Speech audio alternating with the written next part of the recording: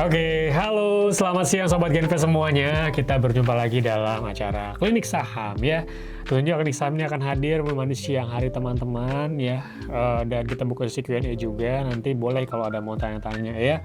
Tentu hari ini bersama saya Andrian. Saya nggak sendirian, sudah ada rekan saya sini, ada Sharon. Halo Sharon. Hai. Mungkin mau disapa dulu teman-temannya.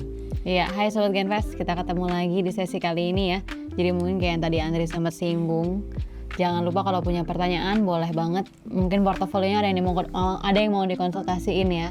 Boleh, Itu boleh boleh. banget. Langsung tanya aja di kolom chatnya. Ya, oke. Mungkin kita langsung lanjut aja kali Sharon ya. Iya. Oke, nampaknya market masih belum bersahabat nih. Mungkin bisa dijelaskan Sharon progres market kita sampai dengan C1 ya, mungkin bisa dikabarkan ke teman-teman. Saya Iya. menunggu pertanyaan juga nih. Oke, kita lanjut ya. Jadi untuk sesi 1 tadi, itu sebenarnya market kita sempat close di 4,94% ya. Itu bisa dibilang posisinya mirip-mirip ya, kayak posisi market saat ini ya. Ini sekarang saat ini tuh di sekitar 4,5. Tadi sempat di atas 5% ya untuk penurunannya. Dan untuk dari penurunan hari ini sendiri nampaknya juga cukup ditekan oleh bukan dari ISG ya, tapi dari sisi IDR kita ya, atau rupiah kita, karena nampaknya ini tadi sempat bahkan menyentuh level 17.950 ya. Dikit lagi udah mau 18.000. Jadi ini mungkin bisa dibilang jadi hal yang masih berlanjut ya, terkait dengan pelemahan rupiah terhadap USD. Ini masih jadi hal yang dimonitor juga. Dan ini kalau diperhatiin lebih dalam, ini kalau dari secara sektoral ya, tadi sesi 1 itu kompak semuanya itu mengalami pelemahan, di mana memang untuk dari sesi 1 tadi yang paling dalam pelemahannya ada dari sisi bahan baku ya, atau basic material, turunnya di 10%, tepatnya di 10,26%. Ini nampaknya untuk sektor basic material tadi turunnya cukup dalam ya. Mungkin kalau ada beberapa di antaranya itu juga ada yang ARB ya, aman, kemudian TPIA itu juga ngalamin ARB, dan ini jadi penekan juga ya untuk dari indeks kita. Selain itu mungkin kalau diperhatiin sentimennya ini memang balik lagi ya, nampaknya yang cukup lagi ramai di market terkait dengan S&P ya Andri ya. Betul. Jadi nampaknya ini untuk dari S&P itu memberikan outlook yang kurang baik nih untuk dari sisi Danantara ya. Jadi memang peringkatnya itu triple B, tapi outlooknya ini memang negatif ya, sesuai dengan outlook dari negara kita nih. Jadi mungkin ini jadi sentimen Ya, yang dari Moody's ya. iya, yang dari Moody's dan juga dari Fitch ya. Ini yang mendatang kita mau tunggu dari S&P nih. Mungkin untuk dari perkiraannya itu antara mungkin minggu pertama atau minggu kedua bulan Juni ya. Dan ini mungkin jadi sentimen yang ditunggu-tunggu juga. Nah ini akan jadi sentimen yang kurang bagus kalau misalkan outlook kita itu di downgrade juga dari stable jadi negatif. Tapi mungkin ini akan tetap kita pantau lebih lanjut ya. Kita lanjut lagi, selain dari sektor bahan baku, tadi juga sektor energi turunnya cukup dalam ya. 7% turunnya, kemudian infrastruktur turun di 6,7%, transportasi turun hampir di 6%, di 5,88%, lalu industri di 5,64%, sementara untuk yang paling kecil penurunannya ada di sektor teknologi ya, di minus 3% ya. Mungkin itu update-nya ya teman-teman terkait dengan market di sesi 1 tadi ya. Jadi memang nampaknya ini kurang baik ya, dan bahkan kalau diperhatiin dari sebelum-sebelumnya mayoritas untuk dari aksi jual ya, investor asing masih tetap lanjut ya. Nominalnya pun udah di atas 50 triliun kalau diakumulasiin dari awal tahun. Jadi memang ini masih jadi hal yang kita tunggu ya, katalis-katalis positif terkait dengan IHSG. Mungkin itu update-nya. Ya, terima kasih Sharon. Jadi memang betul market masih lack of positive catalyst ya teman-teman ya. Masih banyak overhang. Khususnya mungkin nanti yang perlu dinantikan adalah hasil dari outlook dari S&P, kemudian pengumuman final MSCI. Tentunya ini yang masih menjadi kekhawatiran juga mungkin ya buat sebagian banyak pelaku pasar. Jadi bulan Juni ini kita akan masih melihat market nampaknya cukup struggling gitu ya. Dan bahkan rupiah pun mungkin berhentinya udah di 17.950 ya. Dan kalau terus melemah tidak menutup kemungkinan mungkin 18 itu bisa sampai di hari ini, tapi kita moga-moga ada kembali menguatkan rupiah kita ya ke depannya ya. Jadi nggak terlalu tinggi lah untuk kenaikannya gitu ya. Oke, kita bisa kasih tanya jawab teman-teman ya. Jadi silakan nih untuk tanya-tanya ya. Jadi walaupun memang market cenderung sedang melalui kondisi signifikan ya, kita tidak harus selalu panik ya. Kita jangan panik dulu, karena kalau kita ada panik duluan secara psikologi ya, itu pastinya akan mengganggu keputusan kita nanti ya teman-teman. Jadi nanti teman-teman menjadi gegabah atau nggak wise gitu ya. Jadi di situasi ini tentu jangan panik dulu. Kita akan coba evaluasi kembali portofolio kita ya, agar tentunya kita ambil tidak salah langkah dalam mengambil keputusan, dan tentunya harapannya kita bisa tetap melihat portofolio tetap stabil gitu ya, full ya, dengan tidak salah ambil keputusan tersebut.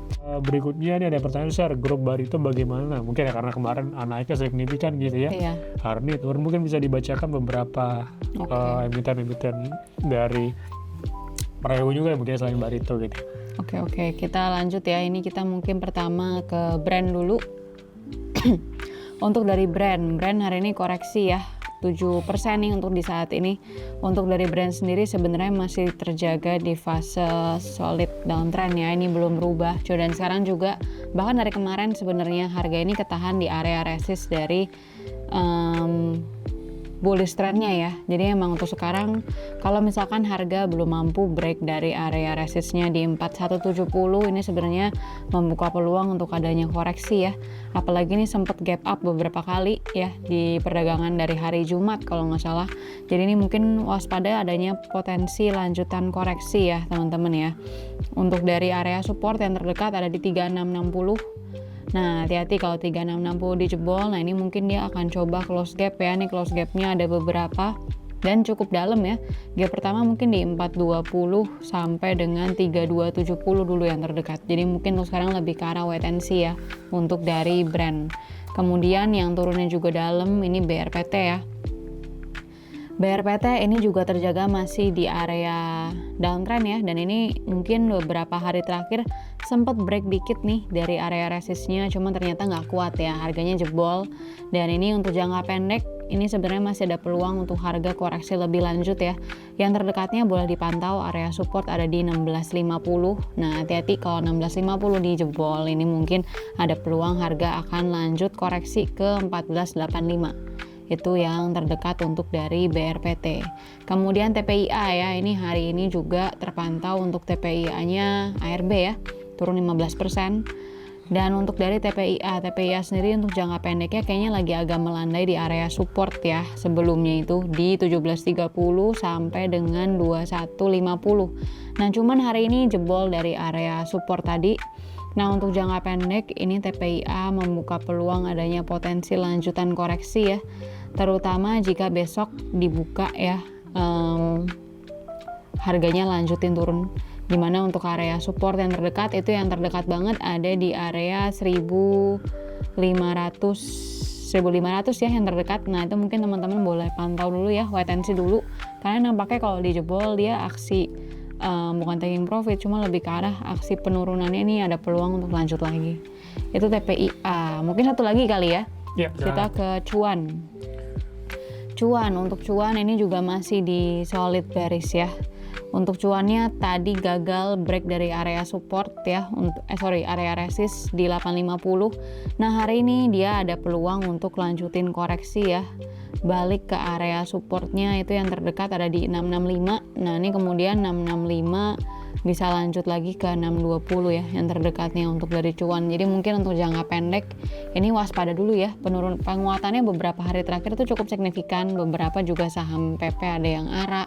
Nah, ini mungkin hari ini bisa jadi ada aksi taking profit, ini wajar ya, apalagi mengingat mereka keluar dari rebalancing MSCI lalu ya. Cuma nampaknya pas rebalancing itu harganya pada naik semua, mungkin agak cukup berbeda nih ketimbang dengan saham-saham yang keluar waktu rebalancing kemarin, mereka malah pada menguat. Jadi mungkin hari ini banyak banget ada aksi profit taking ya.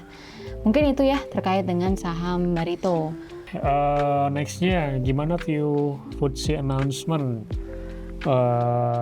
Boleh di view juga teknikal saham-saham yang keluar dari FTSE. Mungkin Sharon bisa bantu. Oke, yang keluar ya. Ini yang keluar itu ada Goto, kemudian NCKL, kemudian ada juga Buma ya, Buma dan juga CNMA ya. Oke, mungkin kita lihat dulu dari Goto ya. Untuk dari Goto ini nampaknya ya harganya ini udah mulai stuck di 50 ya. Dan ini nggak bisa turun lebih lanjut karena Goto itu sekarang ada di papan pengembangan ya. Dan itu batasnya itu harganya di 50. Jadi memang ini nampaknya agak berat ya. Ketika mau jual juga ini nampaknya agak susah karena peminatnya juga dikit nih untuk dari Goto.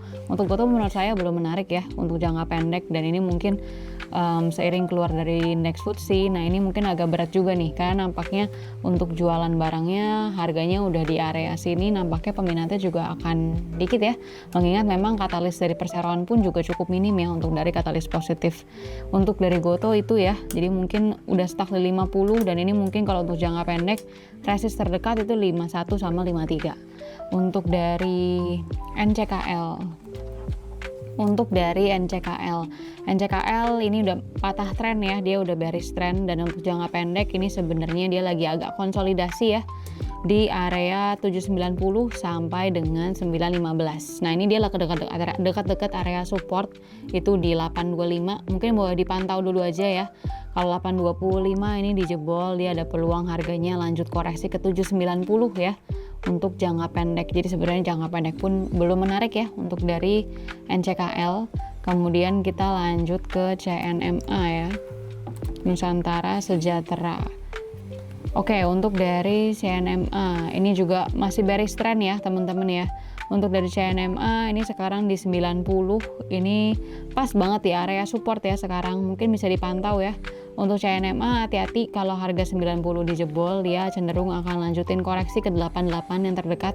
Tapi kalau dia mampu rebound ya dari 90 terdekatnya, dia ada peluang untuk coba rebound ke area 92 kemudian 94 untuk dari CNMA. Tapi overallnya ini masih bearish trend ya, jadi mungkin kalau rebound lebih ke arah technical rebound untuk jangka pendek ya teman-teman. Itu untuk dari CNMA. Oke, satu lagi itu Buma ya. Buma nih berarti Doit ya. Untuk dari Doit ini juga masih bearish trend ya. Ini jangka pendek dia baru aja rebound dikit dari area support di area 196. Untuk saat ini belum menarik ya. Hati-hati kalau 196 ternyata dijebol, dia ada peluang lanjutin koreksi balik ke area 194 sampai 190 ya untuk jangka pendek. Sementara untuk area resist yang terdekatnya ada di area 206 ya teman-teman. Mungkin untuk Doit juga belum menarik, jadi mungkin untuk saham-saham tadi bisa pertimbangin wait and see dulu ya. Oke, mungkin itu jadi pertanyaan terakhir ya untuk sesi klinik saham hari ini. Terima kasih banyak buat teman-teman semua sudah bergabung, sudah mengajukan pertanyaan ya. Dan sekali lagi pasti disclaimer on, untuk keputusan invest dan trading tetap ada di tangan teman-teman semuanya. Thank you Sharon, sekali lagi thank you teman-teman semua. Sampai jumpa di sesi klinik saham berikutnya. Thank you semua.